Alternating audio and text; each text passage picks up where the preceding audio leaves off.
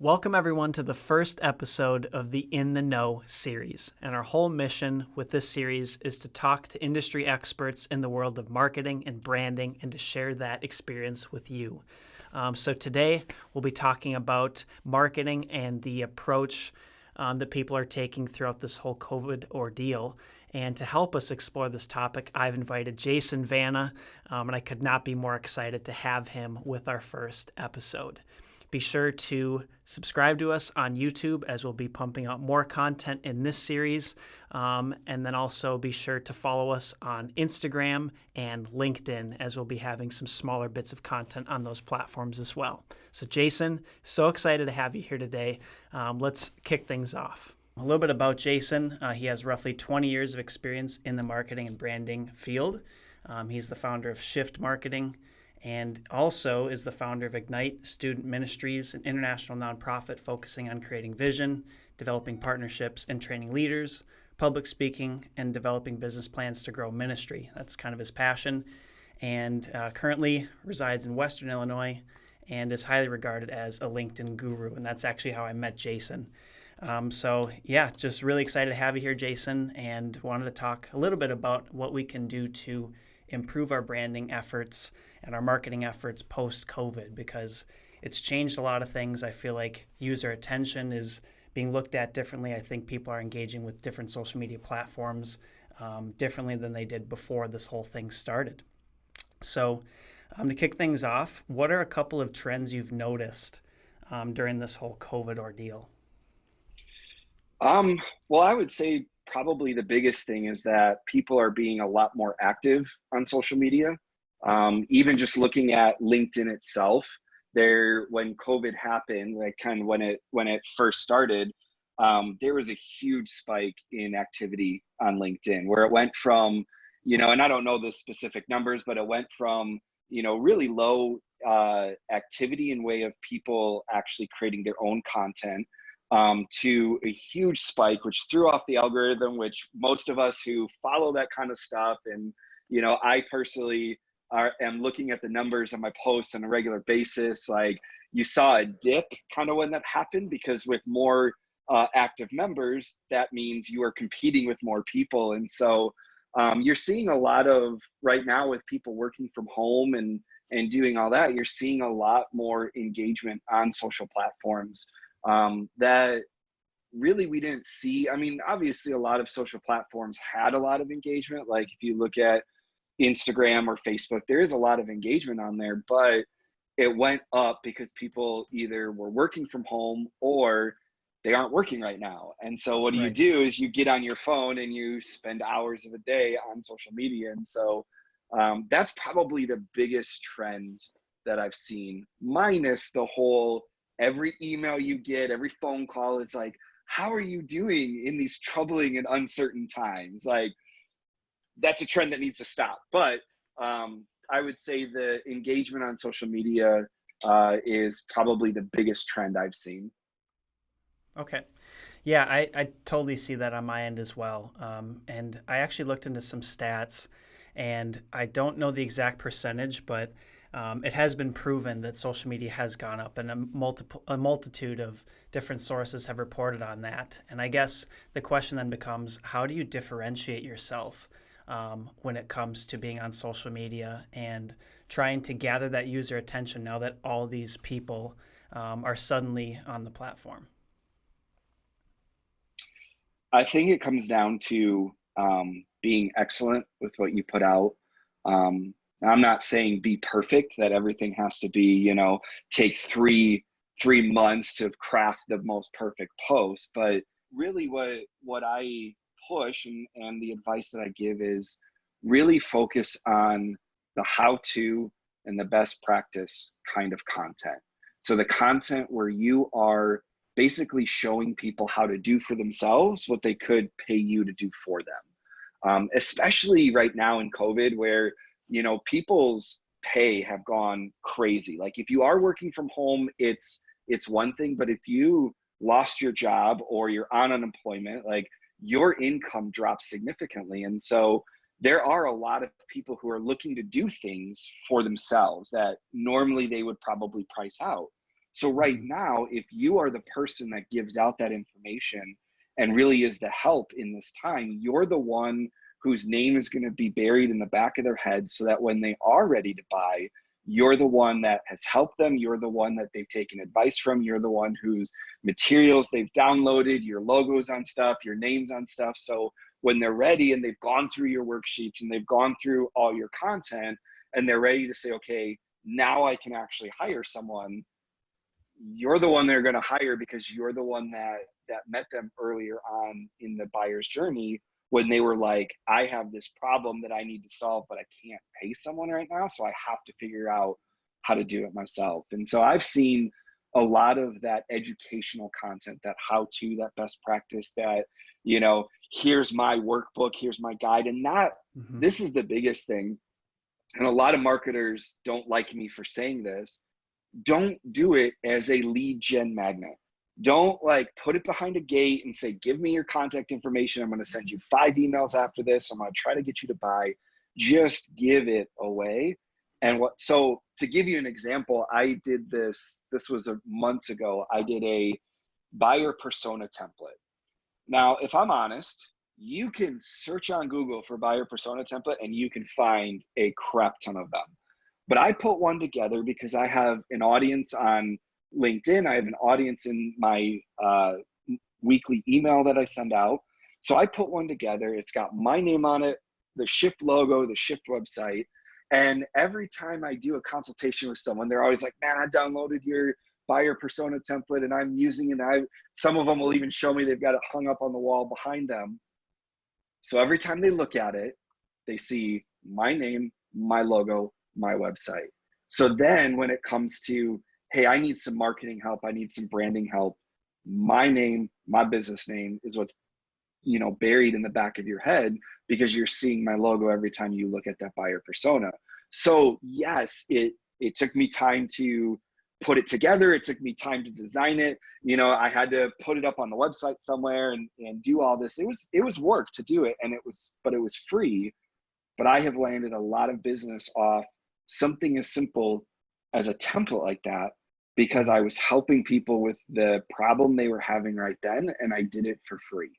Right. And so that's really the advice I give. If you can be that person in your industry, in your topics, you very quickly, I've been active on LinkedIn, I think it's been a little over a year, maybe a year and 2 months. And I went from a nobody to I am landing massive branding projects because of the content I put out. And so if you are that person, the person that's I've had people tell me the content I put out on LinkedIn should be a course that I charge thousands of dollars for. It's that level. And I'm like, oh, I'm just going to give it away for free and you'll hire me to do something. And it works. It's not what a lot of marketers want to hear, but it works. And so that's what I encourage people to do, is be that educational source, so that when people are ready to buy, you're the one that's helped them. So you're the one they're going to buy from. Exactly. And it helps set you aside in the marketplace. Because, if you look at all these other larger agencies or these larger companies, they aren't doing these things. And the audience is still there. Their clients are still there. And it's really a time of need for them. So if you have all these barriers to entry and it's a high resistance play, then your chances of actually closing those deals or having the opportunity to work with them in the future really diminishes. So yeah, I think that's all really great stuff, and that's right in line with a lot of the stuff that we've been practicing too, and really kind of the push that we have with creating all this content and talking with reputable people in these fields is to provide as much information as we can in a high quality format. So let's talk a little bit about some of the trends that we've seen from some of the companies out there. I feel like some have taken advantage of this situation in more of a negative way, and I feel like some have actually done a really good job navigating their marketing and their messaging. So I guess for me, one that stands out is Ford. I think they did a really good job. They shifted their messaging and started talking about how they're going to help produce medical supplies in this time of need. And I feel like a lot of people, they're able to resonate with that and think, wow, Ford is actually like looking out for everybody. They're not just here for profits. They're willing to spend money in an area that won't make them any money in order to help people. What examples have you seen on the positive side and maybe on the negative side? So, big brand wise, companies like Nike and New Balance, really probably more a little bit New Balance, who basically stopped producing shoes and turned it into masks. Hmm. So a lot like what Ford is doing. And it's little things like that. And I'm sure I'm kind of drawing a blank of businesses that I've seen, but there's a lot of businesses that have done it, maybe not necessarily marketed it as well as they could have. Right. But like you said, these are um, usually they're not money makers for Right. these companies. It's more about helping our customers stay open than it is Right. about making money right now. And I think the companies that have taken that mindset of, you know what, we may take a hit financially right now, but if it helps our customers stay open, then one, they're going to remember that we stopped everything else and really focused on helping them stay open. But two, it opens the doors for more opportunities with them when all this kind of clears up and kind of life gets back a little bit more towards normal. Especially with the philanthropy side of things, because some companies are very big on the philanthropy side. And if your mission outside of your direct initiatives aligns with their goals in a philanthropic sense, the more they'll start to resonate with you, and that opens the gate for opportunity there. And yeah, for the consumer, if you can empower them in more ways than one that's not directly in your niche, you could lose out in the short term when it comes to profit, but ultimately you'll build that brand experience and they'll be more likely to choose you in the future. So yeah, I think that's all great stuff. One example that really stands out to me is Gymshark. I don't know if you've followed them too much on social media, but throughout this whole COVID ordeal, they shifted. They started doing a ton of at-home workouts, and they used their super like well-known influencers to basically help their end consumer to stay active throughout this whole COVID ordeal. And I think it's just the best play because, yes, they're all wearing the Gymshark clothing, but they're providing really high quality content and really high quality value that people can go and run with right away. And I think that is such a great thing. And they've grown tremendously during this whole COVID thing, which is really interesting. Have there been any like tactile examples like that? I know you had mentioned Adidas. Maybe you want to break that down a little bit more. So actually, Gymshark was a good example because I do follow a lot of their influencers on social media or on like Instagram, and that was a huge shift Mm-hmm. for like, and they are a global brand. You know that they've got influencers all over the country, and so for them to have made that shift and made it that quickly says that it wasn't a last minute like, oh no, we're not making money, what can we do? It was a, okay, people are at home, we need to do something. Right. And I've seen that from a lot of like, there's been, and I can't think of the names right now off the top of my head, but there's been even a lot of influencers who have done um, things like cooking from home, which, you know, there's a lot of people that just they eat out most of the time. Mm-hmm. And you know, when you can't do that as much, they're doing that. I've seen a lot of my friends are school teachers, and so I see a lot of the stuff that they post or reshare. And there's been, I forget the name of the company, but they were helping teachers to do uh, like teaching from home. So how do you adjust to doing it through Zoom or doing it through Skype or however it is that they're doing it, and helping parents to, you know, keep their kids doing homework and staying engaged while on a screen. Like, I could not imagine being in school right now and having to sit in front of a screen. Like, I did bad enough like in a classroom setting when like you could actually see other people and stuff, but sitting on a an iPad doing schoolwork, there's no way. And so Right. Me Um, too.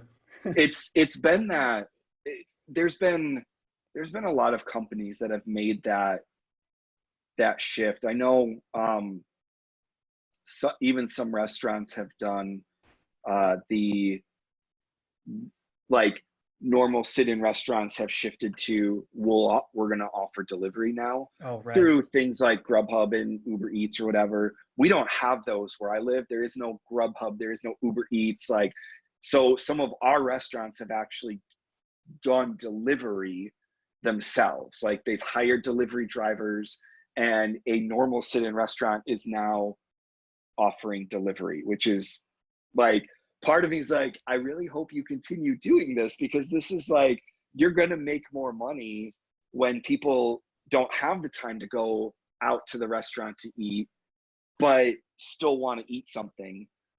So just there's been a lot of little businesses or small businesses that have jumped in on some of these trends, which you're not going to, most of your viewers aren't going to know these names, but because they're more local to where I'm at. But even there's a hardware store that has been started to do delivery, Wow. where like you've got the Lowe's that will do, buy it, come in, and you can pick it up, or we'll bring it out to your car. There's been some that are like, yeah, we'll do delivery, so you don't even have to come to the store. So and even so I'm single, which means I'm on dating apps. And so dating apps like Bumble, I'm not on Tinder because Tinder is just a waste of time. But dating apps like Match and Bumble have started these online, like where you can do an online first date. So if you meet someone on their app and you want to do a date, but you also don't want to catch COVID, and nothing's really open, so you can't go to dinner, you can't go to a movie. Like even for a while when all the parks and stuff were closed, you literally, there was nothing to go do. Um, they started doing integrations with like a Zoom or Google well, I guess it's not Hangout anymore, Google Meet, all those that you could do a virtual date, and they would give you ideas of here's what you can do and set that up. And it's just those little ways that businesses have adapted to, you're stuck at home. Like, who would have thought in all of this, like an online dating app needs to come up with different ways to encourage people to engage, because restaurants are closed and bowling alleys are closed and parks are closed, and like you could go for a walk. That's really like, now things are opening up, so it's different. But yeah, it's those little things that have made a huge difference when companies have jumped on it and said, our model going into COVID wasn't working, and we need to find a way to make this work. And the companies that have done that are the companies that are doing well in this, in this pandemic. And I think this is my biggest, what's the word I want to look for? My biggest warning, or my biggest encouragement to businesses is, don't give this up when this ends. Like, don't say, okay, now we're just going to go back to business as normal, because you've offered a level of customer service now that people are a little bit more used to. And let's be honest, this probably will not be the last pandemic in our history. And so if you have the plan in place already, so when the next one happens, you're ready to go, you'll be even that much more ahead of the market and ahead of your competitors. So that was really good in terms of what we've seen in the positive ways of marketing during COVID. But there's one negative example that comes to mind. Pete's Coffee. They started running ads saying, "Hey, come purchase our product online because you can't go to our stores anymore." And just the way that message was put out, it felt like it was kind of taking advantage of the situation. And the messaging just really wasn't that clear. And there were a couple of other people that had picked up on that as well. What are some like poor marketing choices that you've seen maybe to steer clear of? So I think the biggest examples I've seen have been more the set it and forget it type of marketing, where companies had these campaigns already set up and ready to push out, and didn't hit pause or didn't try to readjust based on the time. So something like Corona, like the beer, putting out hard seltzer right when coronavirus hit. And that, like, unfortunately, their name matches the name of the disease. And so for them, it's going to be very difficult to navigate this. And I do not envy their marketing department having to figure out how to do this. But you know, I think it was a few days after kind of everything started shutting down that their hard seltzer came out. And it was a lot of imageries and videos of people at beaches and people at parties and stuff. And it's like, we can't do that. This, like, it would have been better for them to maybe hit pause even on the release of the product and redo all the marketing, which, yes, that's a lot of money, but to redo it more to the setting of, now you can't be at beaches and you can't be, you know, I think they could have done something very fun and very cool with the name of, we're the good Corona, you know, and seeing people sitting at home and stuff, or Carnival Cruise Lines that had the whole Mardi Gras, and there was something else that it's like, no one's going to go, no one can really even go on a cruise ship. It was the set it, forget it, didn't actually hit pause. And really those have been all the examples I've seen where they just made the decision to go ahead and push through and see what happens. That comes out as very, very tone deaf. You know, and I understand when you are a company like Corona or Carnival Cruise Lines, you probably dropped millions on this campaign and you're looking at just scrapping the whole thing. I get that, but it did very much come off as tone deaf to what was going on, to the point that now, and I know Carnival's probably not going to run across your podcast, at least not this first episode, but I hope not. to the point that you know, people are talking about it, and there are blog posts about it and the mistakes that they've made, that it's just painting you in a bad light.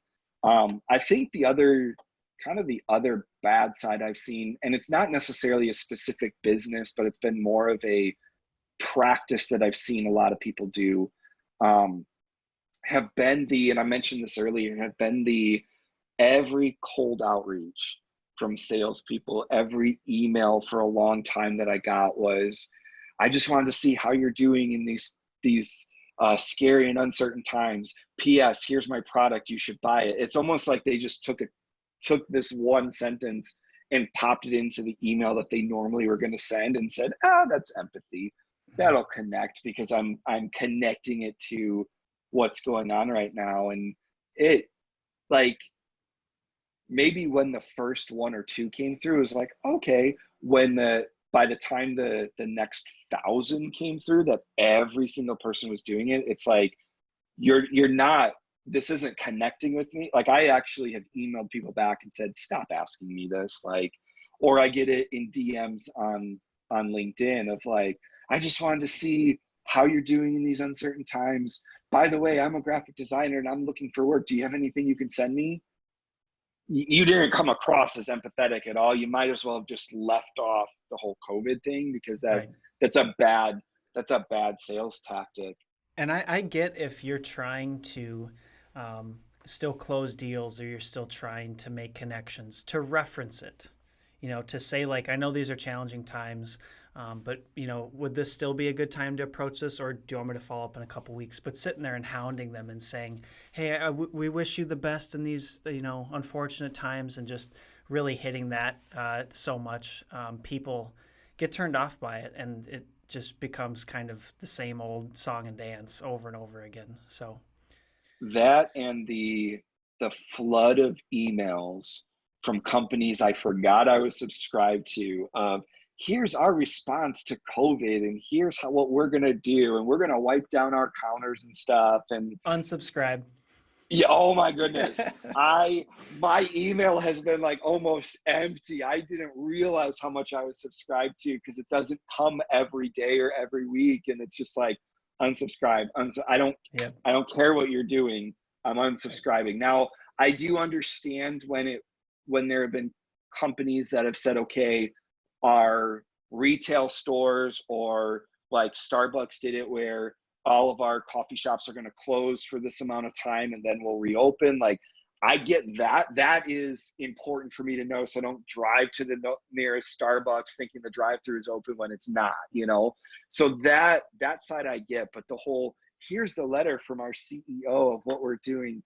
I don't care. Like, no one cares, you know? And that's been one of the bigger complaints. And so even moving forward, thinking like, how do you communicate that in a better way than I'm going to just send this massive email out and tell you we're wiping down our counters and we're providing sanitizer at our stations. So yeah, those were probably the two biggest, well, three, I guess, three biggest negative side was the tone deafness, the scary and uncertain times in every email, and then the mass like, here's our response to COVID. Yeah. So Yeah, so I want to move on to kind of wrapping this episode up, and I want to give our viewers a couple of tactile ways they can immediately run with a new marketing plan. So, what would be two or three different things that we could just rattle off for them to really focus on and hone in on that they can run with? so I I'll say what I said even earlier is view yourself less as trying to sell your product or your service and being more of kind of a media company, an educational company that you are going to educate people on the product or the service, or the topic, the industry that you're in. So um, instead of me going out there and saying, hey, I can do this for you at a 20% discount, or, you know, hey, this is why I'm better than any other marketer that you could work with, or, you know, whatever, all those kind of messages that a lot of businesses use. The biggest tactic I've used is I'm just going to teach you to be a marketer yourself, that you don't have to hire a marketing person. And that, how you do that, the very practical steps is the very first thing I always do is anytime someone asks me a question.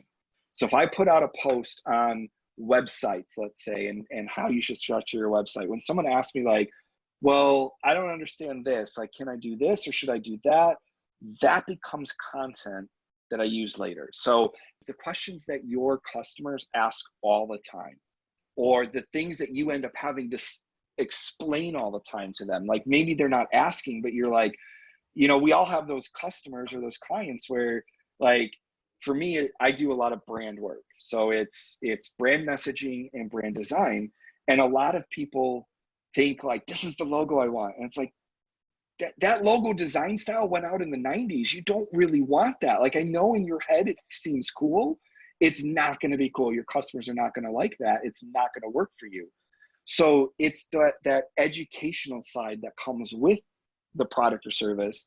Those things that you normally have to explain, that's your content. Because those are the things that people, whether they're asking or not, they don't understand. And if you can educate, you are going to be at the forefront of people's minds. Because I forget the statistic. It's either 75 or 85% of people will research a solution before they pick up the phone or even send you an email or fill out the form on your website. They are doing research to find the solution to the issues that they have. So if you are the educational person and you're putting out this content, what's happening is they are catching you at an earlier stage in the sales cycle. So while they're researching and figuring out, okay, for example, I need a logo. I have no idea how to design one. I have no idea where to go. I don't even know who does logos. So I'm going to get on Google and I'm going to find information on how do I do a logo. If you have that kind of content out there, they are going to they are going to land on your website. They're going to find you before they would maybe find your I design logos page on your website. That your content may actually rank higher on Google than your services page. And so, Yeah, and from an SEO perspective, it's beautiful, right? And if we look at how Google is actually starting to rank sites, they're looking for more rich media. So, I mean, if you have a video to go along with your article and you have a podcast in there with images and you're breaking these things down, not only are you sharing with people how to do it if they want to run with it themselves, but they're going to see, oh, wow, well, this is their process. It's pretty fit and finish. I think I'm going to work with them. So I think you're spot on. right. The other thing I would say too is the understanding, even from a marketing side, that customer experience trumps everything. Mm-hmm. So you can have the greatest marketing campaign and strategy, like winning awards, and other marketers are copying you. But if your customer experience sucks, you suck. Like, there's no way around that. I say this all the time, and um, I say this all the time because I come against this all the time, is that you cannot outmarket stupid. So if you cannot outmarket your receptionist picking up the phone and sounding like she's annoyed to talk to you. You cannot outmarket your manufacturing messing up your product and sending it out. You cannot outmarket your sales team hounding people and harassing people and no one wanting to pick up the phone from them. You cannot outmarket, like, you send a product out and someone has an issue with it and they try to call in and they can't get a hold of anyone. There's nothing on your website to solve it. And they're just like, this product is horrible and their company is horrible. People are, I think it's 3 times as more likely to share a bad experience than they are to share a good experience. So if you give someone a bad experience, they are going to tell 3 times as many people that they had a bad experience with you than if they had an awesome experience. And so understanding that you can come up with great marketing, but the foundation is you have to have a good customer experience. Because if you market and you say, man, we're going to provide this and we're the best company at this, and then they work with you, they buy your product and they have a bad experience, you've lost them. And it doesn't matter what you do marketing wise, you've lost them, and you've lost the people that they complain to. Because if I have a friend who's like, man, I worked with this construction person and they totally botched the project, they didn't even finish it, you were never, I don't care how great your website is, I don't care how much you spend in advertising, I will never work with you because someone I know had a bad experience with you and I don't want that same bad experience. So yes, focus on the educational content, like be that media company, be that, but also make sure your customer experience is awesome from the moment they find you online or a billboard or an ad or whatever it is you're running, all the way to they are using your product. And unfortunately, I see this a lot in small companies, because that's who I work with, is they don't have a customer experience team. So if you are the marketing team, or you are the owner of the company, if you're a smaller company listening to this, that is on you. So take that and understand that it is your responsibility then to make sure and to go through the process and see, are there ways that we can improve this so that when people get our product or our service, they're happy with it. So then they are also giving referrals and they're talking us up and they're coming back and they like us. That is going to be far more effective than, well, we're just going to put up another social media post. Right. And what's so beautiful about that is right now is the time to focus on that and to make sure that not only is this short-term wave of, Chick-fil-A adapting their drive-through, it's not a short-term solution, but there are things we can take away and implement into our long-term solution. And right now is the perfect time to sort that out and to figure out what's going to be sustainable and what's not. So any way that you can make the customer experience easier right now is they're going to remember that. Target, I love the company now. Like I always liked Target, but now I don't I don't even have to step foot in the store. I can do all my shopping through their app, and their app will let them know when I'm there ready to pick it up. I don't have to call in, I don't have to go in, nothing. That is customer experience. That is customer service. Whatever company you're in, there are ways, even if it's not a COVID situation. I One more example because I like to babble. Um, so, and this is one of those that I'm like, this is a personal thing that I've done with my customers that I'm hitting myself over the head of like, why did I not think of this sooner? So when I take on a branding customer, I have a contract that they have to sign. And then throughout the process, once we approve their tagline and slogan, like I have it all in a document that then they sign and send back to me. So we're like, okay, this is good. I can start putting this in the brand guidelines and all that. The logo gets an approval form, the fonts and colors get approval, all this stuff. I was sending out an editable PDF, which to me, pretty easy to handle. But for a lot of people, if you have older technology or older computer or older software, if you fill out that form and you hit save, it doesn't actually save it. I have to print it to a PDF.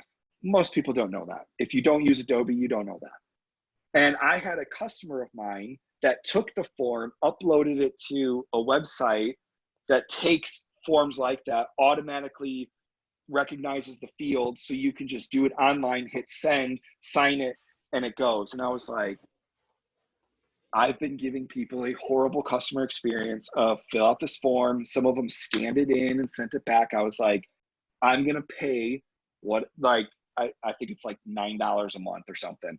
I'm going to pay that cost so I can upload the PDFs to this and they can just click boom, boom, boom, send, done. Like those little things make a huge difference. So look at your process, whatever your process is from your customer standpoint, and find ways to make it easier for your customer.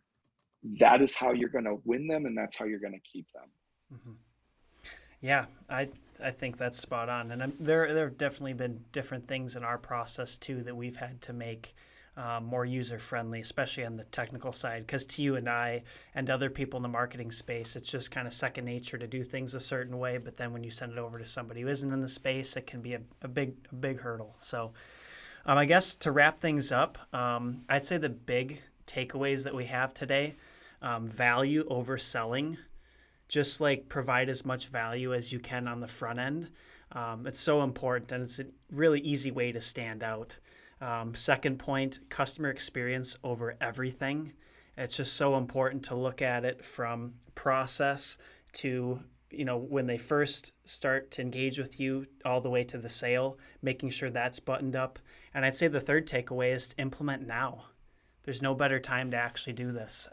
And a lot of people are experiencing kind of a lull in business and they have some extra time. And if you're one of those people, do it. If you're not one of those people, make time, because you'll be really grateful you did later on. So, thank you so much, Jason, for being here today. I want to give you a 30-second plug to talk a little bit about what's going on in your life. Yeah. So as you said, I run Shift Marketing, which is we focus on helping small businesses with their marketing needs. If you are a small business or a solopreneur and you do not have a marketing department, that's where we step in and we really help you to market your dream and really just get better at what you do so you can make more money and you can grow your own business. Also, as you mentioned, I do run a Ignite Student Ministries. Basically, really for me, both of them are very similar. My passion is helping people understand their identity and their purpose, whether that's individually, you understanding your specific purpose and your specific identity, or your business understanding its identity and its purpose so that you can become the person or the business that you want to be. That's my passion. And that's why branding and marketing is such a big passion of mine as well, because that is taking what I do on the individual level and applying it to the business level. So if you have any any needs marketing wise, it is shift without the I, because that's trendy and cool right now. And shift with the I was taken. So shift, SHFT marketing. That's my website, where you can get a hold of me and see some of the stuff that I've done. Or you can connect with me on LinkedIn, on YouTube, on Twitter, on Instagram. Those are kind of the Snapchat, TikTok, but that might be going away, so you might want to save that. But I'm basically on all the main social media marketing platforms. Would love to connect with you and just talk with you about how to grow your small business. Awesome. And I'll have his links down below in the description of this YouTube series. And yeah, once again, thank you so much, Jason, for being with us today. Well, thank you for having me on. It was a lot of fun. So thank you, everybody who tuned in today. We will be coming out with more of these episodes. Thank you so much for your patience with the format as we try to dial that in. But yeah, going forward, make sure you subscribe to us on YouTube. Follow us on LinkedIn and Instagram. Those are our two most focused on platforms. And please give us some feedback, because we're trying to figure out what the best format is for this, and any insight is greatly appreciated. So yeah, it's awesome. I'm really excited, and I look forward to meeting new people and to exploring these topics together and sharing the whole experience with you all. So thanks, and stay tuned.